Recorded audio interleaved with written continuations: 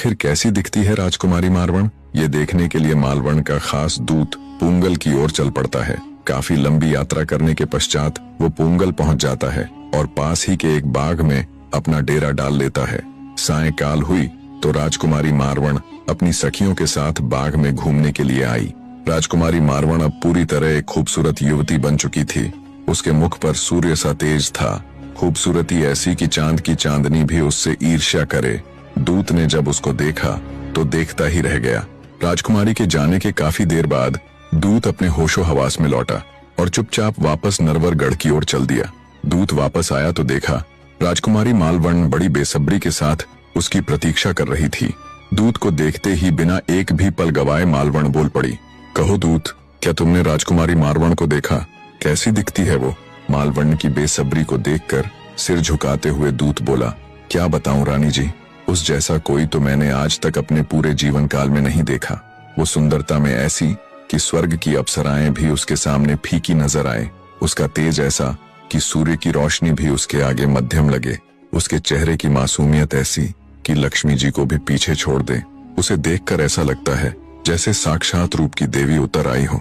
राजकुमारी मालवण ने जब अपने दूत के मुख से मारवण का बखान सुना तो उसकी चिंता और अधिक गहरा गई। मन ही मन मालवण ने विचार किया, अगर मारवण मेरी सौतन बन के यहाँ आ जाती है तो राजकुमार ढोला तो मुझे बिल्कुल भूल जाएंगे। उनका सारा मोह राजकुमारी मारवण में हो जाएगा। नहीं नहीं, मैं ऐसा कदापि नहीं होने दूंगी। काफी देर सोचने विचारने के बाद आखिरकार मालवण ने इसका एक हल ढूंढा। उसने राज्य के चारों ओर अपने खास व्यक्तियों को तैनात कर दिया और उन्हें सख्त हिदायत दी कि बाहर के किसी भी व्यक्ति को राज्य में प्रवेश देने से पहले उसके बारे में अच्छे से जान ले। यदि पूंगलगढ़ से कोई व्यक्ति हमारे राज्य में प्रवेश करे तो उसे मृत्यु के घाट उतार दिया जाए। राजकुमारी मालवण ये कतई नहीं चाहती थी कि कोई भी पूंगल निवासी राजकुमारी मारवण का संदेश लेकर यहाँ आए और राजकुमार ढोला को सब पता चल जाए।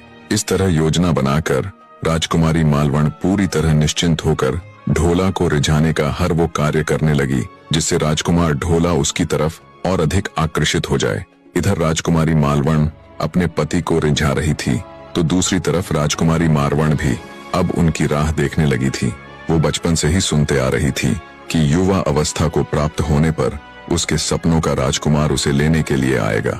राजकुमार ढोला के प्यार में राजकुमारी मारवण इस कद्र तक डूब गई थी कि अब हर दिन का सूर्योदय उसके लिए ये उम्मीद लेकर आता कि शायद आज उसके सपनों का राजकुमार, उसका पति, उसे लेने के लिए आ जाए।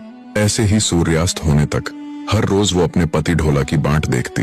बने रहे एक ऐसी राजकुमारी जिसका विवाह बचपन में ही हो जाता है।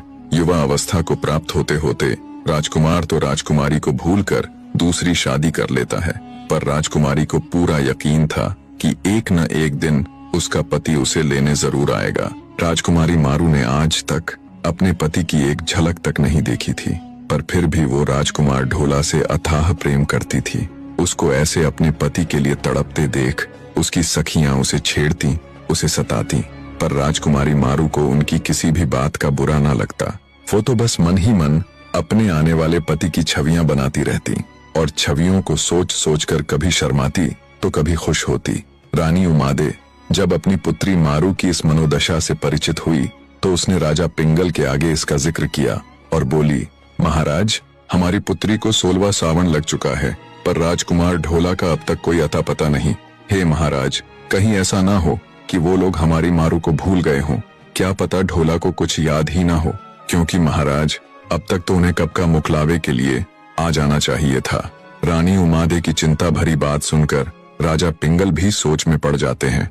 अपनी पत्नी को सांत्वना देते हुए उन्होंने तुरंत राजा नल के नाम एक संदेशा लिखा जिसमें अपनी सब कुशल मंगल बताते हुए राजा से भी उनका हालचाल पूछा और लिखा कि राजकुमारी मारवण अब ब्याहने लायक हो चुकी है। अंततः आप मुकलावे के लिए राजकुमार ढोला को भेज दें, वो आए और मारवण को अपने साथ ले जाए। ये संदेश लिखकर उसे अपने एक दूत को देते हुए राजा पिंगल उसे तुरंत नरवरगढ़ जाने का हुक्म देते हैं। हुक्म मिलते ही दूत संदेश लेकर तेजी से नरवरगढ़ की ओर रवाना हो जाता है। लंबी यात्रा के बाद जब दूत नरवरगढ़ राज्य की सीमा में प्रवेश करने लगा तो राज्य के बाहर खड़े पहरेदारों ने उससे उसका नाम, पता और आने का कारण पूछा। ये पता चलने पर कि वो पूंगल से आया है, राजकुमारी मालवण के सैनिकों ने तुरंत उसे बंदी बना लिया और काल कोठड़ी में कैद कर दिया। ऐसे ही एक के बाद एक राजा पिंगल ने कई संदेशवाहकों को भेजा, पर सबका वही हश्र हुआ। कोई भी संदेशवाहक राजमहल तक नहीं पहुंच पाया। एक एक करके निकलते दिनों से राजकुमारी मारू के सब्र का बांध भी टूटा जा रहा था। पति मिलन के लिए उसकी व्याकुलता दिन ब दिन बढ़ती जा रही थी। अपनी बेटी की ऐसी हालत और अपने भेजे गए किसी भी संदेशवाहक के वापस न लौटने से राजा पिंगल की चिंता भी बढ़ती जा रही थी। फिर एक दिन घोड़ों का एक सौदागर पूंगल गढ़ आया, जिसने कुछ ही दिन पहले राजकुमार ढोला को बहुत से घोड़े बेचे थे। घूमता घूमता वो सौदागर पूंगल आ पहुंचा और वहीं एक बाग में उसने अपना डेरा डाल लिया। सोचा कुछ समय सुस्ताकर पूंगल के राजा के पास भी घोड़े बेचने के लिए जाऊंगा। देवयोग से तभी राजकुमारी मारवण भी अपनी सखियों के साथ उधर आ निकली। बने रहे। सौदागर ने भी जब राजकुमारी के सौंदर्य को देखा तो वो ठगा सा रह गया। इतनी सुंदर लड़की उसने आज से पहले कभी नहीं देखी थी। जब राजकुमारी मारवण अपनी सखियों के साथ टहलती हुई कुछ आगे निकल गई तो उसके सौंदर्य से अभिभूत सौदागर ने पीछे बची हुई उसकी सहेलियों से उसका नाम पता पूछा। तब राजकुमारी की सखियों ने बताया कि वो पूंगल के राजा की चहेती पुत्री राजकुमारी मारवण है, जिसका विवाह बचपन में ही नरवरगढ़ के राजकुमार ढोला के साथ हो चुका है, पर अभी तक उसका मुख लावा यानी गोना नहीं हुआ है। राजकुमारी मारवण की सखियों से उसका पूरा परिचय पाकर सौदागर अचंभित होता हुआ बोला, मैं अभी नरवरगढ़ से ही आया हूँ। राजकुमार ढोला ने मुझसे अनेकों घोड़े खरीदे हैं। सौदागर के मुख से नरवरगढ़ और राजकुमार ढोला का नाम सुन राजकुमारी की सखियों के चेहरे के भाव भी बदल जाते हैं। आगे सौदागर बोला, पर राजकुमार ढोला का विवाह तो मालवा की राजकुमारी मालवण के साथ हो चुका है और राजकुमार ढोला पूरी तरह से उसके प्रेम में बंधे हुए हैं। उन्हें तो ये भी पता नहीं कि उनकी शादी बचपन में ही मारवण नाम की लड़की के साथ हो चुकी है। सौदागर की बात सुन राजकुमारी की सखियां आश्चर्यचकित थीं, पर उनके असली हैरान होने की बारी तो अब थी जब सौदागर ने उन्हें बताया कि राजकुमारी मालवण ये अच्छे से जानती है कि ढोला की शादी बचपन में मारवण से हो चुकी है। इसीलिए उसने राज्य की सीमा पर अपने खास व्यक्तियों को तैनात किया हुआ है। शक्तिशाली पिता की इकलौती संतान होने के कारण धन या व्यक्तियों का उसे कोई अभाव नहीं है। उसके पिता द्वारा दिए गए वो सैनिक पूंगल से आने वाले संदेशवाहकों को या तो कैद कर लेते हैं या फिर मृत्यु के घाट उतार देते हैं। सौदागर की ये बात सुन राजकुमारी की सखियों को झटका सा लगा। जब सौदागर ये सब बता रहा था तब पास में राजा पिंगल का दूत भी खड़ा ये सब सुन रहा था। उसने तुरंत जाकर राजा को इस पूरी जानकारी से अवगत करवाया। राजा ने तुरंत हुक्म देकर उस सौदागर को अपने पास बुलवा लिया और उससे वही जानकारी पुनः मांगी। तब सौदागर राजा पिंगल के आगे सब कुछ दोहराता हुआ बोला, महाराज, जो आपने सुना वो सब एकदम सत्य है। हे महाराज, ढोला तो स्वयं कामदेव का अवतार है और आपकी पुत्री स्वयं पद्मिनी।